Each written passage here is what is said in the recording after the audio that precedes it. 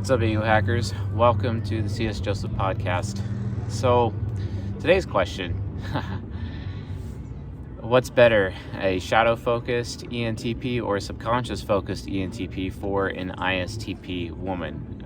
In terms of, I think the context of this question is in terms of a relationship. So, I'm just going to answer it, at a foundational level, then we're going to go into some details, I guess. So, at a foundation level, in terms of relationships, cognitive focus means a lot. There's a lot of different approaches that need to be taken when it comes to identifying, what a person's cognitive focus is. Now, usually I do this by, asking a person, okay, what are the top 5 criticisms you have of yourself? What are the top 5 criticisms your partner has of you? And if they don't have a partner, someone else who's very similarly as close to them as they are, perhaps like maybe their father. And then in identifying, criticisms, it becomes pretty clear as to what their cognitive focus actually is. Now, obviously, we're learning about temples right now with deadly sins, living virtues, origins, the poles, etc. All of these different vectors when it comes to identifying, typing people on the type grid, new vectors that we're working on. But at the same time, they are also utilized to identify cognitive focus, right? And that's important. It's a major issue. You have to know eventually, what cognitive focus is, in order for you to have a successful relationship. Like, it doesn't even matter if you have a golden pair. Like, it does not matter at all, because the reality of the situation is that one of you is going to be subconscious focused and the other one is going to be shadow focused or unconscious focused. And remember, subconscious focused folk they're a little bit happier, they're a little bit more playful in their life, but they can be a lot more foolish. And a shadow-focused person or unconscious-focused, that person is more likely to be wiser, less happier, not as playful, not as foolish though, but they also take life a lot more seriously, and they can be pretty serious when it comes to, because their critic is more developed, their shadow is more developed. So they're on the side of wisdom, basically. They're a little bit wiser for their type. The thing is, though, is that I've noticed throughout my travels and throughout my coaching clientele that when it comes down to it, relationships usually are far more successful when you are pairing up somebody who is subconscious focused versus somebody who is shadow focused. So initially, the answer to this question really is like, okay, well, hold on, what's your focus? What is your focus? Are you subconscious or unconscious focused? You got to determine that first for yourself. Now, we do offer that, if you get like coaching and we do like a type verification session, you can ask about, okay, so what's my cognitive focus? And then we could, have that discussion. More on that at csjoseph.life/coaching. Check that out. I believe I don't know, I think we're doing a sale soon. Or maybe it's already happening. I don't know. I think so. Maybe. I think we're supposed to be having a summer sale on coaching right now. If we are, just go to csjoseph.life/coaching and find out. That would be there. But yeah, you got to know what your cognitive focus is really before you get into a sexual relationship with somebody. Because if you don't, that could lead to some problems later. Now, granted, over time, pairing up somebody who is subconscious focused with someone who's shadow focused, okay, yeah, that's cool and all. However, it's still not exactly a one size fits all solution. I would say it works about 4 out of 5 times in total. So yeah, like 4 out of 5 times. But honestly, it can. As the older a person gets, the more they actually understand themselves, they understand other people, they know what their tastes are. And then every now and then you might find someone who would prefer to be around, a particular type that's shadow focused. Like, for example, for me, INTJ women, I actually have grown fond of shadow focused INTJ women and actually kind of going a little bit further away from ESFP focused INTJ women. So that's just a personal preference that one can develop over time as a result of human nurture. So that's why I got to say, 4 out of 5 times, really consider the cognitive focus rule, right? But the rule of being, pair up a subconscious person with a unconscious person in terms of their cognitive focus. You're going to probably want to do that. So that's important, right?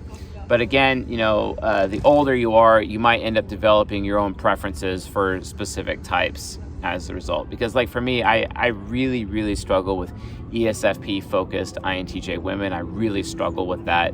I seem to have a lot of failures in that direction, and when it also comes to, like, for example, ISFPs, do I like subconscious focused versus shadow focused? I mean, I don't know. I don't have enough experience there to say either way. So, like, again, life experience, human nurture eventually will get in the way of this basic, nature or natural approach. It's natural, we'll say, it's natural for pairing up a subconscious focused person with a unconscious focused person. That's more natural. But eventually, as nurture gets in the way and as you get older, you'll probably make a different decision as a result. Now, subconscious-focused ENTP versus shadow-focused ENTP. Subconscious-focused ENTPs, they tend to be a little bit more depraved. They have like a double helping of introverted sensing. They're also, in my opinion, a lot more stubborn. They're not as open-minded. It's like because they have a double helping of TI, and that can really get in the way. They'll spend more time correcting other people than actually listening, and that too can be a problem. However, they are very socially aware, and they're very good at being in social situations. And I think that's one of the reasons why subconscious-focused ENTPs are a little bit happier as a result. But, however, like if we're looking at at men, for example, like ENTP men, them being subconscious-focused does not really actually do them any favors when it comes to living life in this society. It really doesn't. And the reason why is because their ego and their subconscious is very feminine, right? So they are actually going to be a lot more effeminate as a man, and that could be a problem. Now, if you are an ENTP woman, however, and you're subconscious focused, this could actually be very advantageous for you, because then you have a double helping of being feminine, which makes you far more attractive to men out there. And shadow-focused ENTP men are far more attractive to women in Western society versus ENTP women who are, subconscious focused. They are more attractive to men in Western society, or actually just men everywhere. Let's just be honest, because it just checks all of the boxes, So it's important to just kind of understand these things. And that's another nurtural approach when it comes to societal preferences in terms of, masculine, feminine behaviors of different types, etc.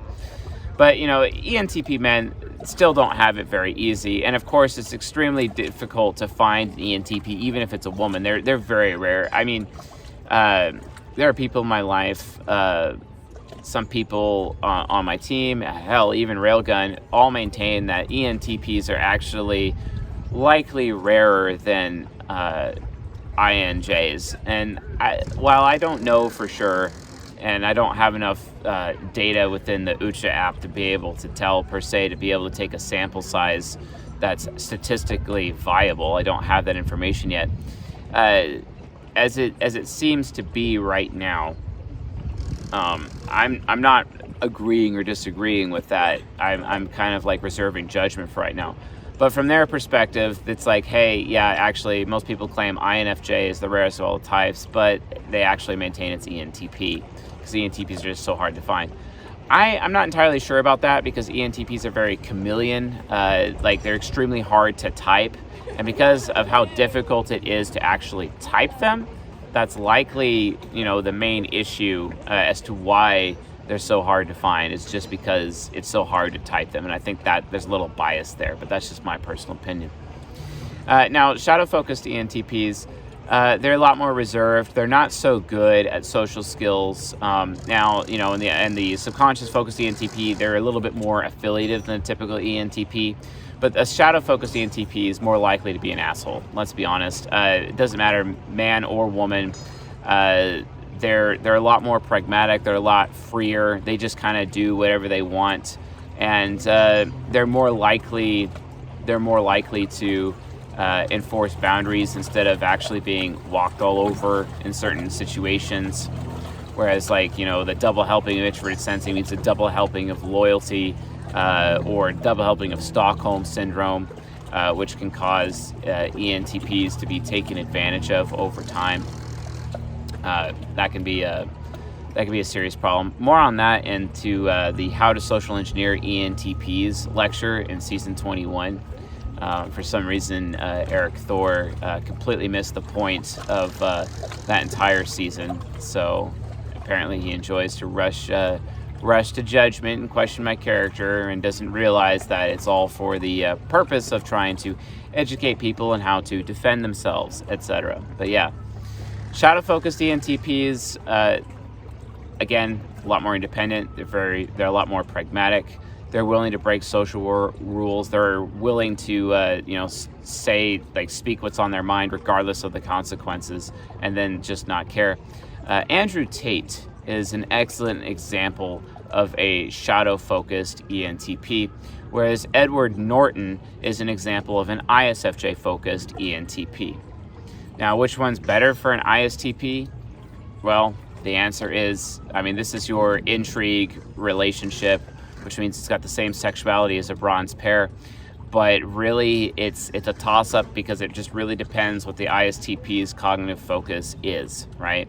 So if the ISTP is shadow-focused, go for the Edward Norton. If the ISTP is subconscious-focused, go for the Andrew Tate. Basically, that's how I would lay it down for those trying to figure out their cognitive focus as a result. So yeah, cool. I think I've hammered this horse pretty well. So thank you guys for the opportunity and for asking this question. It was a good one. So, but yeah. Anyway, folks, thanks for watching and listening, and I'll see you guys tonight.